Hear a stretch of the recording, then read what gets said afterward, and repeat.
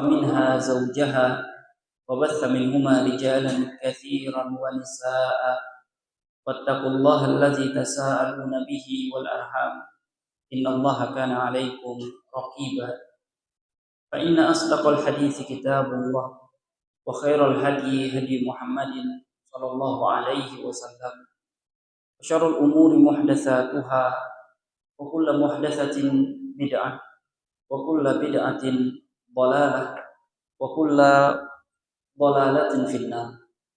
Kaum muslimin jamaah salat maghrib Masjid At-Taqwa yang dimuliakan Allah Subhanahu wa taala.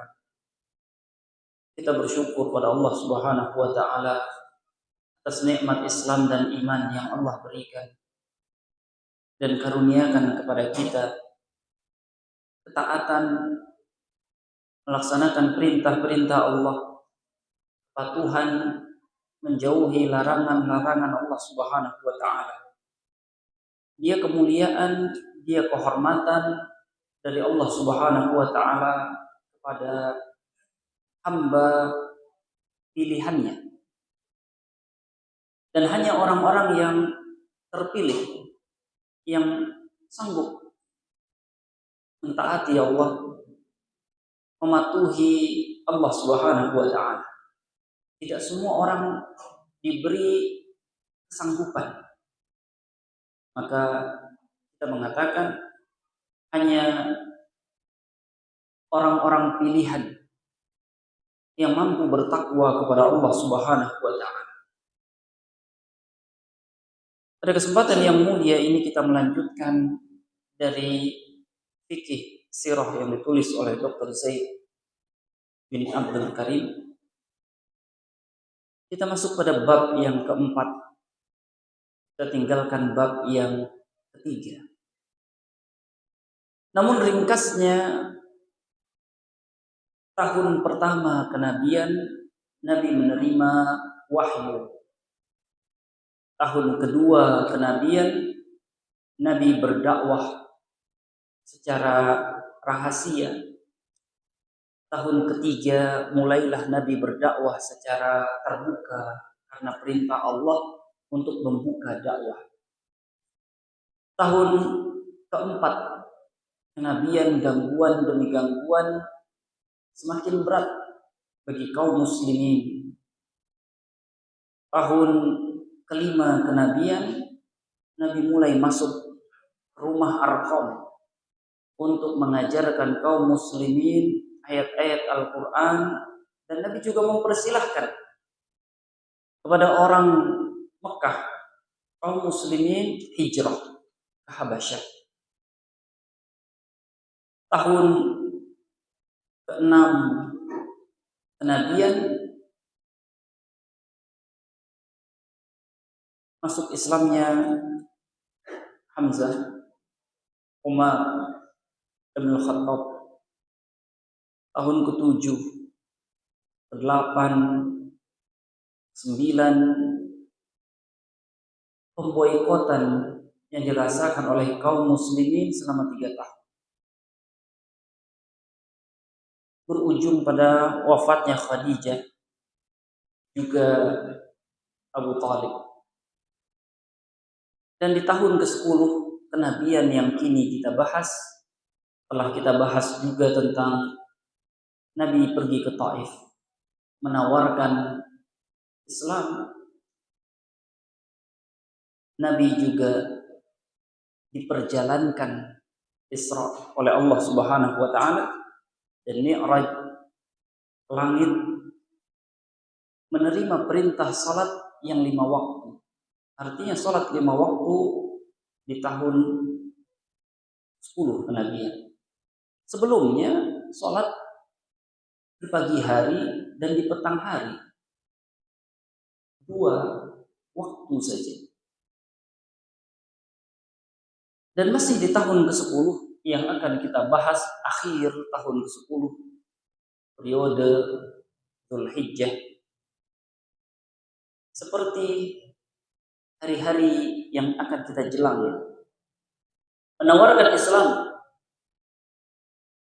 pada halaman 248 kepada beberapa kabilah beberapa tokoh yang datang ke Mekah untuk haji. Pertama, kata Dr. Zaid, diantaranya Nabi tawarkan pada Suwaid bin Samit, orang Madinah. Beliau orang cerdas, sastrawan, karena memang dakwah Nabi kepada orang yang ahli bahasa, sastrawan, suka merangkai kata. Berasal dari Madinah, orang-orang Madinah menjulukinya Al-Kamil, sempurna, karena kuat, syair-syairnya bagus, orang berkecukupan, berada, secara status sosial juga tinggi dinilai orang. Dia datang ke Makkah untuk haji dan umroh. Nabi menawarkan Islam kepadanya. Kata dia, mungkin yang kamu punya sama dengan yang saya punya. Maksudnya syair.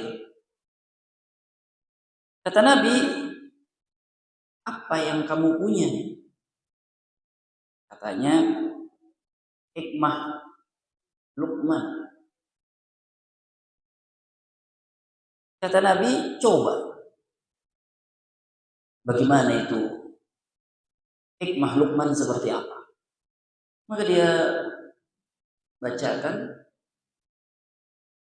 Maka Rasulullah Shallallahu Alaihi Wasallam mengatakan, yang aku punya lebih bagus lagi. Dia firman Allah Subhanahu Wa Taala. Maka Nabi membacakan kepadanya Al-Quran. Kemudian kata Suwaid, bagus sekali yang aku dengar darimu. Kemudian dia pulang. Dalam perjalanan pulang, tidak lama dia terbunuh. Karena kita ketahui masa-masa itu orang Madinah sedang perang saudara antara Aus dengan Khazraj. Dia terbunuh oleh Khazraj. Entah dia masuk Islam atau tidak, tapi sebagian para ulama mengatakan, kami menilai dia beriman pada Rasulullah SAW. Tokoh kedua, Tufail Ad-Dawsi. Dia juga sama, datang ke Mekah. Begitu dia datang ke Mekah, karena dia tokoh, orang-orang Mekah sudah beri peringatan. Ada orang murtad di antara kami, keluarga kami, namanya Muhammad bin Abdullah. Jangan didengar, jangan didekati. Sudah banyak korban. Kata Tufail, saya melihat Nabi Muhammad di Ka'bah sedang sholat. Saya penasaran juga, saya coba agak mendekat. Ya, mungkin beberapa kalimat yang sedang dia bacakan itu saya bisa dengar. Sebagian saya dengar, saya nilai bagus. Saya berpikir,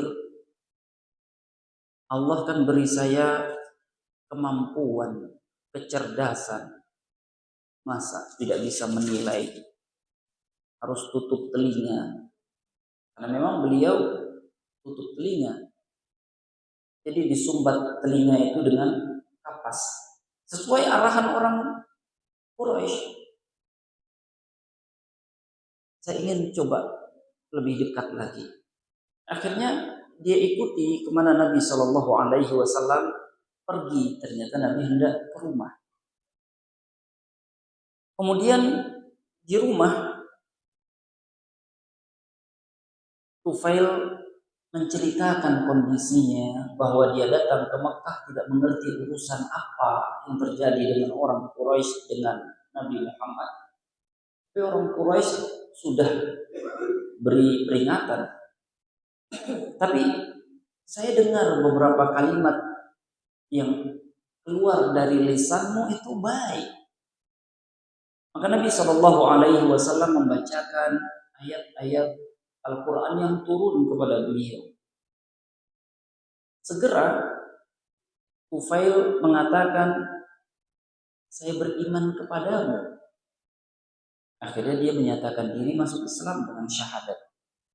Kemudian dia akan pulang dan dia katakan, ya Rasulullah, saya ini tokoh di kaum saya.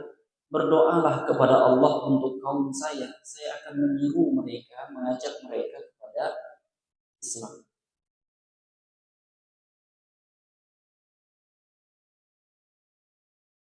Banyak tokoh yang lain. Di antaranya Diman. Tidak disebutkan oleh Dr. Zaid di sini. Pun Diman Al-Azdi juga sama urusannya.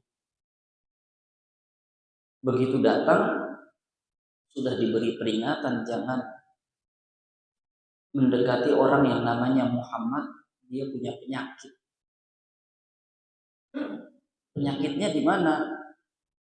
Kalimatnya itu menyihir. Oh, ini semacam penyakit ain. Kalau ain kan dari mata.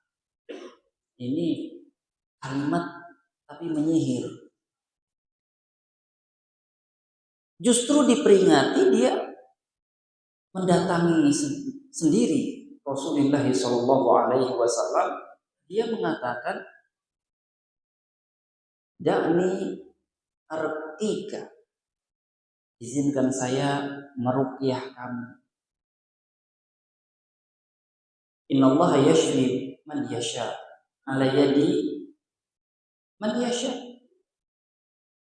Allah bisa menyembuhkan siapapun melalui perantara siapapun. Mungkin di Mekah ini tidak ada yang bisa mengobati kamu. Dia masih berprasangka bahwa Nabi itu sakit seperti kata orang Quraisy. Mungkin tidak ada yang bisa mengobati. Tapi kan Allah itu menyembuhkan siapapun melalui tangan siapapun. Kesembuhan kan dari sisi Allah sebetulnya. Maka kalau berkenan, izinkan saya mengobati kamu.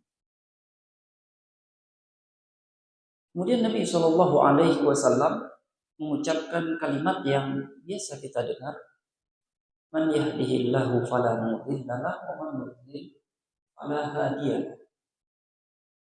Siapa orang yang Allah biarkan tertipu, tersesat, tidak ada yang bisa untuk menunjukinya. Siapa orang yang Allah beri petunjuk, tidak ada orang yang bisa menyesatkannya. Kalimat ajaib baginya, dia minta coba ulangi lagi kalimatnya. Nabi ulangi dan dia katakan, ubayyuka 'alal Islam.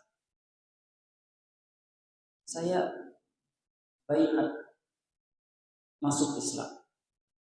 Artinya berjanji masuk Islam dan setia dalam Islam. Ini diantara tokoh-tokoh.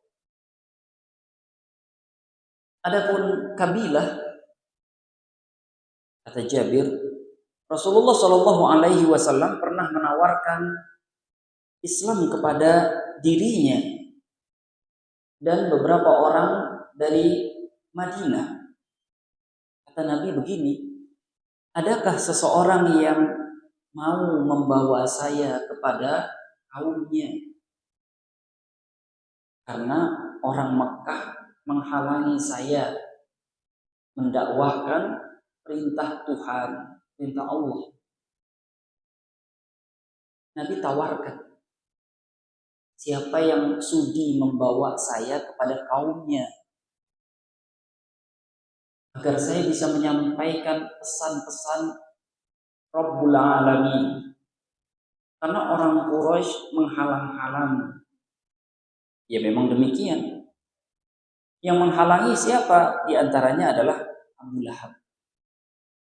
Setiap kali Nabi datang ke perkemahan dan tenda-tenda, mesti tidak lama kemudian Abu Lahab datang. Kata Abu Lahab setelah Nabi, tadi yang datang kepada kalian keponakan saya, orang murtad, orang sakit. Sudah banyak yang jadi korban. Saya pamannya. Jangan didengar, jangan dipercaya. Anggap saja orang gila berbicara. Begitu terus, bukannya Nabi tidak tahu. Nabi tahu kelakuan dari Abu Lahab. Tapi Nabi tidak sama sekali mengurusinya. Di antara kabilah lain selain orang Madinah yang Rasulullah Shallallahu Alaihi Wasallam tawarkan kepada Islam seperti Bani Amir, Bani Muharib, Bani Ghassan, Bani Murrah, Bani Hanifah, Bani Sulaim, Bani Abbas, Bani Nas, Bani Kindah dari Yaman, Bani Kalbin, Bani Harith bin Ka'ab, Bani Azrah, Bani Hadarimah, Bani Bakr, Bani Syaiban. Bahkan dari Bani Syaiban ini ada Musanna bin Harithah. Musanna bin Harith Asy-Syaibani. Ditawarkan oleh Nabi sebelum Nabi hijrah. Tidak mau. Tapi tidak menolak dengan buruk. Itu di tahun ke-10 kenabian. Ujungnya dia masuk Islam. Tapi di tahun 9 hijrah. 10 tahun. 10 tahun sebelumnya Nabi telah menawarkan dirinya masuk Islam. Dia tidak mau. Musanna bin Harith Syaibani. Tapi baru masuk Islam 10 tahun setelahnya, lebih dari 10 tahun. Di tahun ke-9 Hijriyah baru masuk Islam. Ada yang menolak dengan kasar, ada yang menolak dengan halus. Pada musim-musim haji seperti ini, kesempatan Nabi bertemu dengan banyak tokoh, banyak orang, banyak kabilah. Mulai dari tahun ke-10. Tahun sebelumnya memang Nabi tidak tawarkan Islam. Tidak. Kan tahun ke-9, 8, 7 Nabi diboikot.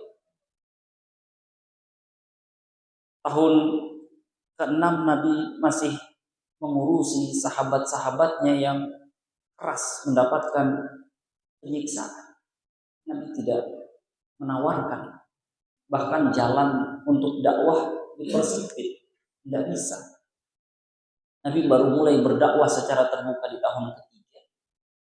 Jadi Nabi berdakwah kepada banyak orang dari berbagai negeri di luar Mekah.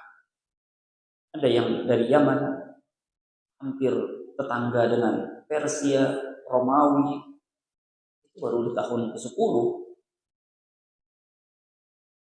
Begitu hasilnya.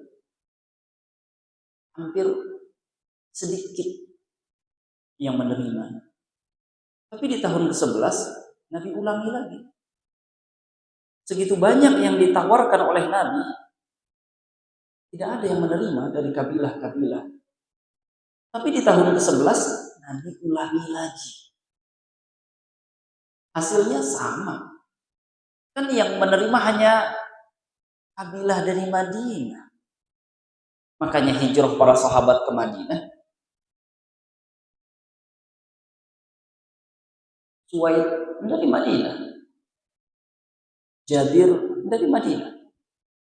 Lebihnya tidak ada.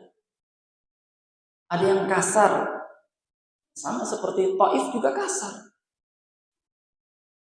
Selesai tahun ke-11, tahun ke-12 Nabi ulangi lagi. Hasilnya sama. Tidak ada yang menerima. Kabilah-kabilah yang banyak yang disebutkan barusan tidak menerima. Cuma tidak menerima dengan kasar atau dengan halus itu saja. Terakhir di tahun ke-13. Penjelasannya pada pertemuan pembahasan berikutnya yang dikenal dengan Bai'at Aqabah pertama dan Bai'at Aqabah kedua. Tahun ke-12, tahun ke-13. Itu sebagai persiapan bahwa Nabi akan hijrah dan menyuruh sahabatnya hijrah ke Madinah. Karena yang menerima hanya kabilah dari Madinah saja. Ketika mengetahui penerimaan mereka, maka Nabi mengutus Mus'ab bin Umair sebagai guru pertama untuk orang-orang Madinah.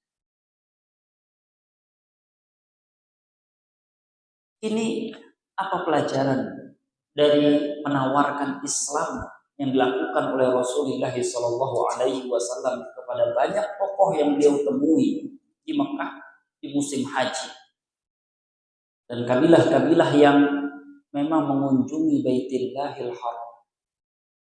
Yang pertama kata Dr. Zaid, metode Rasulullah SAW membacakan Al-Quran. Membacakan Al-Quran. Apapun kata orang, mari coba biarkan aku.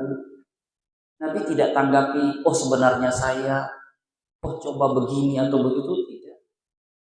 Nabi hanya membacakan firman-firman Allah Subhanahu wa taala yang Allah turunkan kepada beliau. Karena Nabi mengetahui bahwa yang dihadapinya ini kan orang cerdas, ahli sastra, penyair,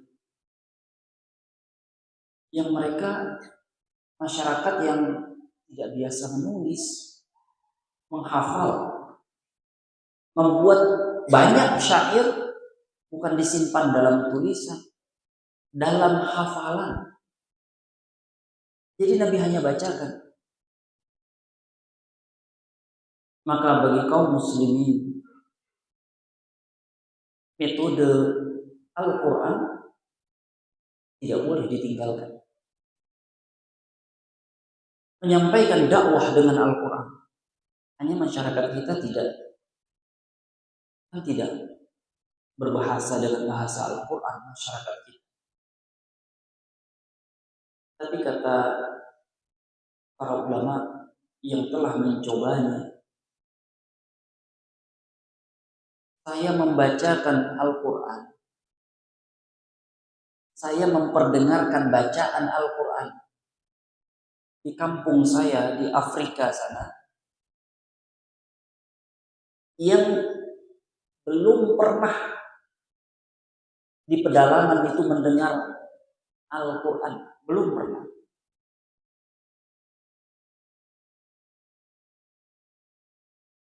Berdampak. Ada dampaknya. Saya bawakan dua bacaan, satu bacaan lain, satu bacaan Al-Quran. Dia katakan, bacaan yang setiap hari saya dengar lewat sini, itu berbeda dengan bacaan hari ini yang saya dengar. Jadi setiap hari mungkin semacam murotal. Setiap hari dia duduk dan dia perdengarkan ini Al-Quran. Orang lalu lalang setiap hari di kampungnya. Pada hari berikutnya bacaan ditukar dengan bacaan lain. Dari orang yang lalu lalang yang banyak, ada yang beri komentar.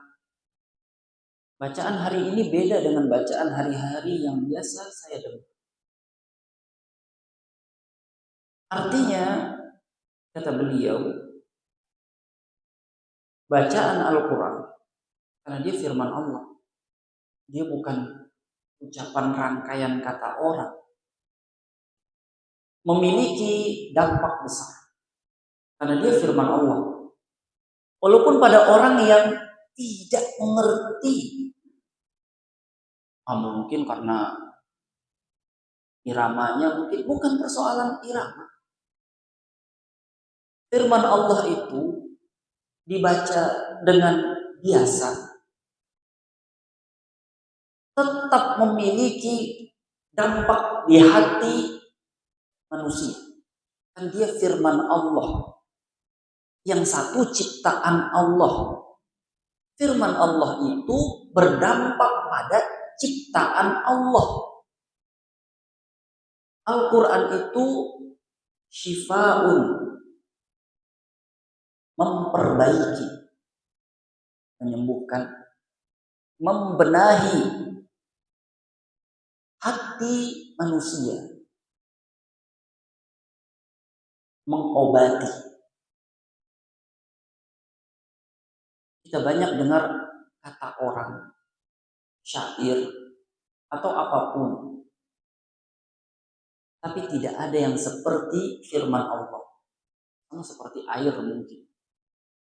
Orang mau air mineral atau air apapun, tapi tidak ada yang seperti zam-zamnya Allah Subhanahu wa ta'ala. Begitu gambarannya. Maka tidak boleh ditinggalkan Al-Quran bagi orang yang hendak menunjuki manusia ke jalan Allah Subhanahu wa ta'ala. Mengerti atau tidak mengerti, paham atau tidak paham, dia memiliki dampak besar bagi manusia. Yang kedua, kata beliau, cepat menerima iman.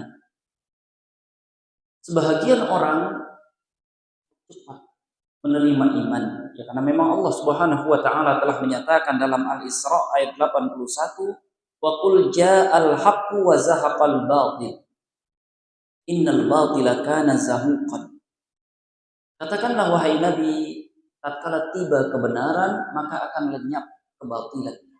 Karena kebatilan itu sesuatu yang memang akan lenyap bila ada kebenaran. Artinya yang namanya kebenaran tidak akan pernah bergandengan tangan dengan kebatilan. Kalau memang kebatilan yang dihormati oleh hati manusia, maka kebenaran akan pergi dari hati. Tapi kalau memang kebenaran yang disambut oleh hati manusia, maka kebatilan itu yang akan pergi dari hatinya. Satu contoh, Al-Walid bin Mughirah mungkin pernah tersampaikan di majelis yang mulia ini. Walid bin Mughirah, bapaknya Khalid, kan dia ini mati kafir.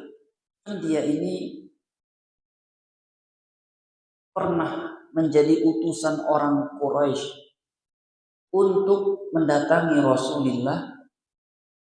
Maunya apa ini? Bagaimana kalau kita rembuk, kita sudahi ini dengan damai-damai saja. Tapi Rasulullah Shallallahu Alaihi Wasallam kan tidak banyak kata. Nabi hanya membacakan firman Allah saja. Kan yang dihadapinya orang cerdas. Walid bin Mughirah, harta cukup, anak cukup, keilmuan cukup, pengalaman cukup. Apalagi perlu banyak kata bagi orang yang memang cukup. Bacakan saja. Sebagai bukti cukup, Walid kan tidak banyak kata setelah itu. Pulang, karena memang cukup bagi dia semuanya.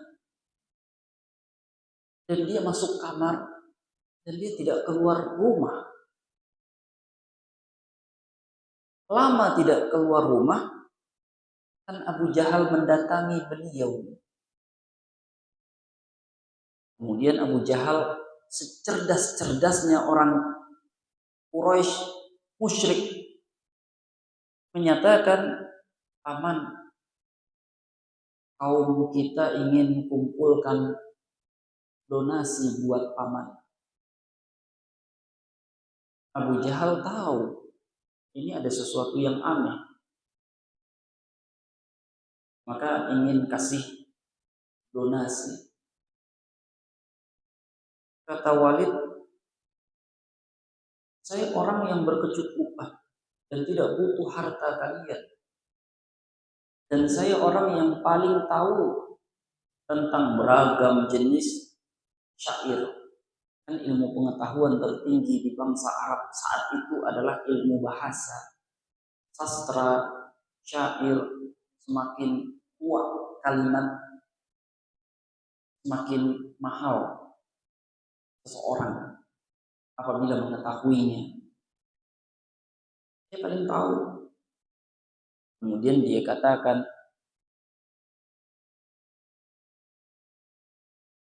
wallahi inna qawlahu alladhi yaqulu la halawah wa inna alaihi la talawah. Kalimat yang dia ucapkan demi Allah manis dan layak untuk diulang-ulangi. Kan syair itu diulang-ulangi. Dan mereka bukan orang yang baca tulis. Apa jalannya kalau bukan mengulang-ulangi dan menghafal? Fa'innahu musdik asfalah. Kalimatnya itu mengakar di bawah. Innahu ya'lu wa la yu'la alaih. Kalimatnya itu tinggi dan tidak ada yang bisa menandingi ketinggiannya. Al-Walid menyampaikan pada Abu Jahal sebagai bentuk kejujuran. Seorang ahli tidak boleh bohong. Bagaimana ahli bohong? Dia sampaikan, ini yang menyebabkan saya tidak keluar rumah. Berpikir.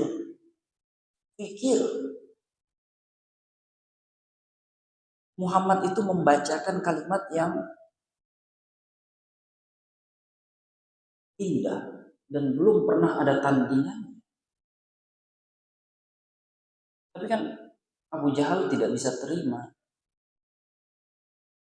Kaum kita tidak akan rela kalau paman bilang begini.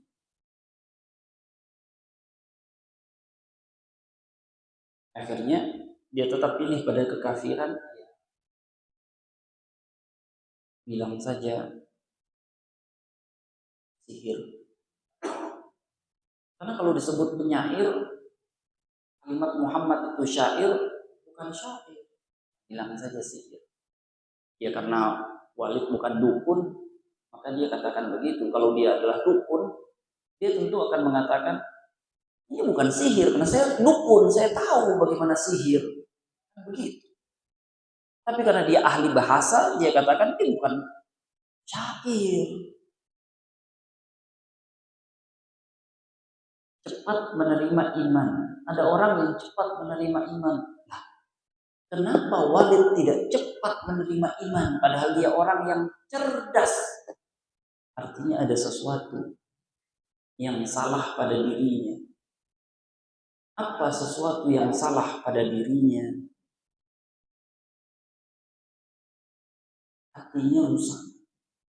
Karena keimanan itu akan cepat diterima oleh hati yang hidup. Tapi hati yang rusak tidak bisa menerima iman. Maka di antara cara untuk mendiagnosa, katakan saja begitu, kondisi hati seseorang apakah dia cepat menerima kebenaran atau tidak. Kalau dia cepat menerima ketaatan, pengabdian, sehat hatinya. Kalau dia kanan kiri sakit atau sekurang-kurangnya galau hatinya. Pelajaran yang ketiga memulai dengan tauhid. Rasulullah Shallallahu Alaihi Wasallam selalu dalam dakwahnya mengatakan, wahai manusia, ucapkanlah la ilaha illallah, niscaya kalian akan selamat. Karena memang urusan tauhid mendasar sekali. Sebelum khamar, mengurusi perjudian, mengurusi pembunuhan atau apapun, Nabi memulai dengan tauhid. Allah mengatakan, innallaha la yaghfiru an yushraka bihi wa yaghfiru ma duna dzalika liman yasha wa man yusyrik billah faqad iftara itsman 'aziman. Allah betul tidak akan mengampuni dosa syirik, tapi akan mengampuni dosa selain syirik bagi siapa yang Allah kehendaki. Karena siapa yang telah melakukan kesyirikan terhadap Allah, dia telah menanggung dosa yang sangat besar. Maka dakwah kepada tauhid adalah dakwah pertama para nabi dan rasul, dan pengajaran pertama yang harus dilakukan oleh orang yang meniti dakwah Rasulullah Sallallahu Alaihi Wasallam, memperkenalkan orang kepada Allah, memperingati orang agar tidak berbuat syirik yang bisa mencelakakan dirinya abadi. Yang keempat, cara yang hikmah. Apa yang Rasulullah lakukan? Di antara contoh cara hikmah Nabi di dalam berdakwah terhadap tokoh-tokoh dan kabilah-kabilah adalah pernyataan beliau, adakah orang yang mau mengajak saya kepada kaumnya agar saya sampaikan pesan Allah kepada mereka? Karena orang Quraisy menghalangi saya untuk menyampaikan pesan Allah kepada manusia.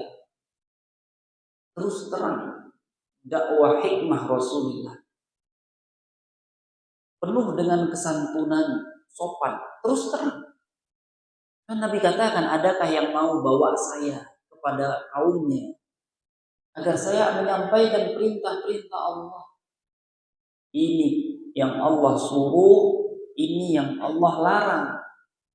Karena orang Quraisy mengganggu saya. Contohnya Abu Lahab. Setiap Nabi selesai, datang. Itu orang murtad, keponakan saya. Begitu terus. Diganggu.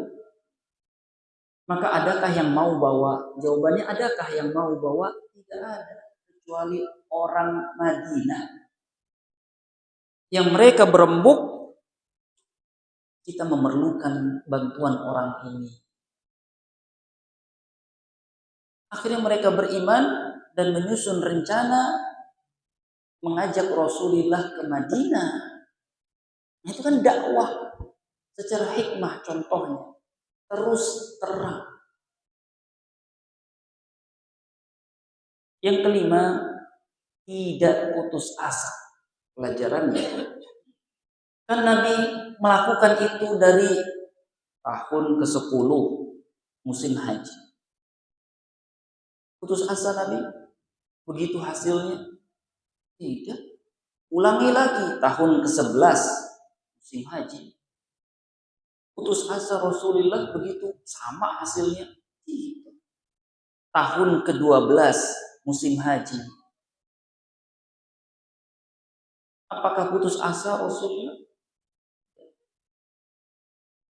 ke orang-orang yang sama, kepada kabilah-kabilah yang sama, menghadapi muka-muka penolakan dan kalimat-kalimat yang sama, tidak putus asa.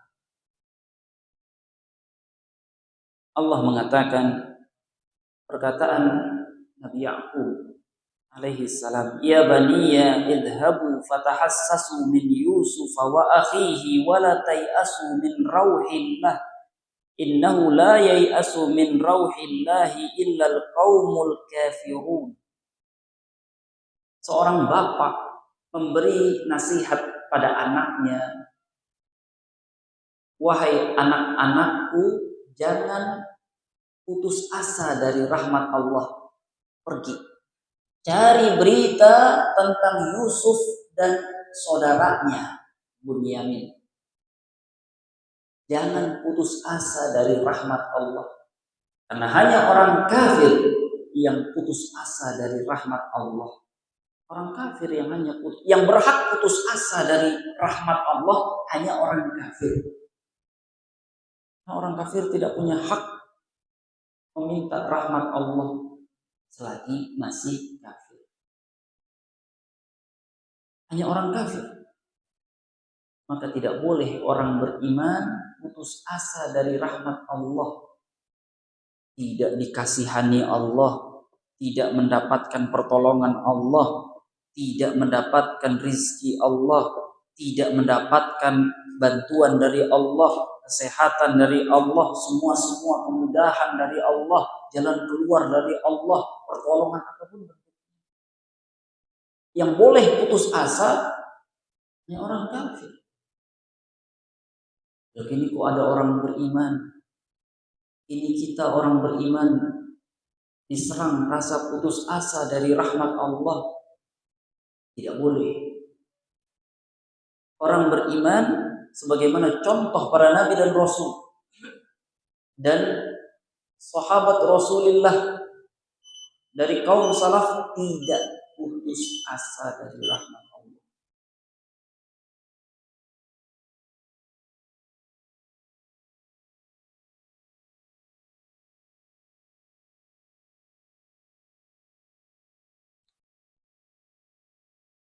Sebetulnya pelajaran yang kelima ini bisa menyelamatkan banyak orang.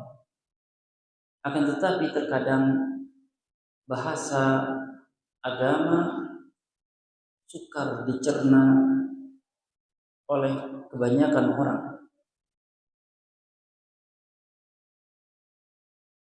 Kalimat sederhana, tapi itu jalan keluarnya. Dari jalan keluar yang diharapkan banyak orang. Yang keenam, pentingnya keamanan. Bahwa Nabi Shallallahu Alaihi Wasallam mendakwahkan Islam membutuhkan keamanan. Maka Nabi katakan, adakah yang mau mengantarkan saya pada kaumnya? Karena kalau ada yang mau berarti kan aman. Dia di bawah jaminan keamanan. Nabi menyampaikan dengan rasa aman. Tapi kalau tidak, Nabi datang menawarkan, maka akan seperti di Taif. Nabi datang menawarkan, mereka menolak. Mereka yang memprovokasi anak-anak untuk menipuki Rasulullah SAW. Pengajaran, dakwah, pendidikan itu bisa berjalan dalam kondisi yang aman. Maka hari ini para ulama selalu berusaha untuk menjaga agar kondisi negaranya aman dan menasihati kaum muslimin untuk menjauhi segala macam kerusuhan atau jalan-jalan yang bisa menghantarkan pada kerusuhan dan pertikaian. Karena ketidakamanan membuat orang sulit untuk dibenahi. Yang ketujuh, sambutan yang lambat. Ada kalanya memang penerimaan itu lambat datangnya. Seperti Nabi dari tahun ke-10 kenabian telah mendakwahi Bani Syaiban. Tapi Musanna yang hadir saat itu belum menerima Islam. Baru di tahun ke-9 menerima Islam. Artinya lambat sekali Musanna dalam menerima Islam. Ada kalanya penerimaan orang itu bukan dia tidak mau, tapi memang lambat saja. Di tahun ke-9 Musanna bin Harith menerima Islam, dan di tangannya kelak Allah membukakan negeri Irak, negeri Persia di masa kepemimpinan Abu Bakar dan Umar. Tapi dia tidak segera. Artinya ada kalanya, ini kan sama seperti orang tua menasehati anak, mungkin belum saat itu diterima. Seperti guru menasehati murid, mungkin bukan tahun ini diterima.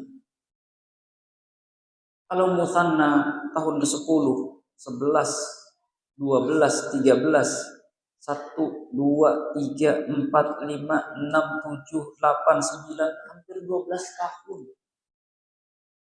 baru menerima Islam setelah dakwah Nabi yang lama. Ada kali nasihat begitu, maka tidak boleh putus asa lagi. Kok saya sudah kasih nasihat tidak diterima, udah bertahun-tahun. Sahabat Nabi hampir 12 tahun baru menerima. Padahal Nabi menasihatinya sudah lama, mengajaknya sudah lama. Jadi tidak boleh putus asa juga. Yang ke-8, menyikapi Abu Lahab. Nabi menyikapi Abu Lahab dengan tidak mengurusinya. Artinya Abu Lahab dianggap tidak penting. Kata Dr. Zaid, ini bukan sikap yang baku barometernya. Oh, jadi setiap orang seperti Abu Lahab disikapi sama? Tidak juga. Tapi Nabi menyikapi Abu Lahab dengan menganggapnya Abu Lahab tidak penting. Jadi tidak perlu diurusi. Sama sekali Rasulullah tidak meliriknya, menanggapinya. Abu Lahab yang kemana Nabi datang, ke situ dia datang. Orang murtad itu, ponakan saya sakit, jangan ditanggapi. Apa Nabi tanggapi? Nabi tidak menganggap Abu Lahab sebagai sosok penting. Kemudian memahami resiko. Rasulullah Shallallahu Alaihi Wasallam memahami resiko di dalam berdakwah. Maka setiap orang yang akan berdakwah, mengajarkan perintah Allah Subhanahu wa taala mesti memahaminya. Resiko untuk dikatai gila, orang sakit, orang murtad, direndahkan padahal orang mulia, tidak dihormati. Risiko. Kalau Nabi yang paling mulia begitu dapatnya, apalagi yang bukan Nabi. Yang terakhir, dakwah Rasulullah untuk semua. Nabi berdakwah internasional, bahasa Dr. Zaid, untuk semua. Orang dari negeri Yaman, orang dari tetangga Persia, orang dari tetangga Romawi. Kan yang datang haji orang-orang sekitaran situ saja. Mungkin ada yang lebih jauh kan, lebih jauh. Akan tetapi dakwah ini untuk semua. Nabi bukan nabi untuk bangsa Arab saja. Allah mengatakan wa ma arsalnaka illa rahmatan lil alamin. Kami mengutusmu wahai Nabi untuk semua sebagai rahmat kasih sayang. Qul ya ayuhan nasu inni rasulullah ilaikum jami'an. Katakan, wahai manusia, aku ini utusan Allah buat semua kalian. Dakwah Rasulullah untuk semua, tidak untuk satu golongan, tidak untuk satu kelompok, tidak untuk satu bangsa, satu status yang lainnya, tidak. Dakwah Islam untuk semua. Sekemampuan Rasulullah menawarkan Islam dan mendakwahkan Islam. Allah Ta'ala a'lam bishawab. Mungkin ini atau bila ada hal yang perlu didiskusikan, kita cukupkan. Subhanallahumma wa bihamdika asyhadu an la ilaha illa anta astaghfiruka wa atubu ilaik.